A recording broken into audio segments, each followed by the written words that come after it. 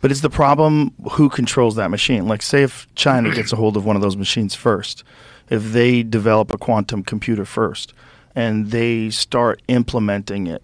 Well, we have to make sure that our quantum computers can check other people's quantum computers to make sure that they're not fudging the facts. Right. Now, That's what remember I'm talking that about. if this is not done legally, if there are no laws passed in this direction, and it's like the Wild West, then, of course, the politicians get involved, and it becomes a real mess.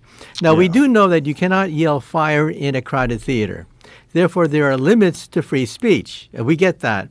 But how do you make limits on statements that are written on the web that no human can possibly follow? Right. That's where quantum computers can come in. Quantum computers are powerful enough to survey the entire landscape and give reasonable rebuttals to things that are just outrageous.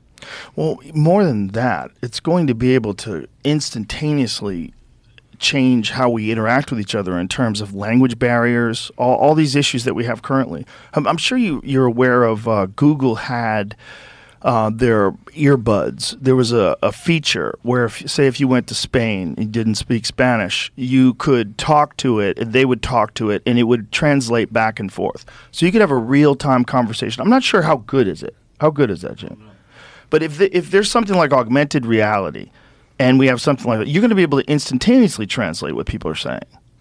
Yeah. There'll be no language barriers for people. We'll be able to. I think that would change just human perception across the world, just the way we view each other. It's so easy to think of each other as being different because we speak a different language and we live in a different part of the planet. But that would literally change how we interact with each other. Yeah, and just remember that where do correct ideas come from? Correct ideas come from interaction with incorrect ideas. It's the struggle between ideas out of which correct ideas emerge. And this does not happen on the internet because, of course, with chatbots, everything is cobbled together, cut, spliced, and simply glued together with Scotch tape, masquerading as an essay. So with fact-checking, I think it's going to be different because unless we do fact-checking, the politicians will get involved, and this is going to be a real mess.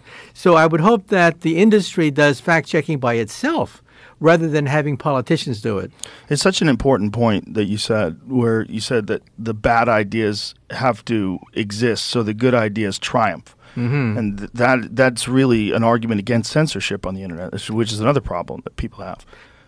Especially censorship when it comes to something being ideologically based. But when you're thinking about quantum computing, I think this is small potatoes, right? I think we're looking at literally being able to change how we interact with the universe. Like when we were talking on our last podcast about the preponderance of evidence that there's things that operate inside of our atmosphere that are beyond imagination, that are They operate with no visible means of propulsion. They move at insane speeds. We don't understand what they are.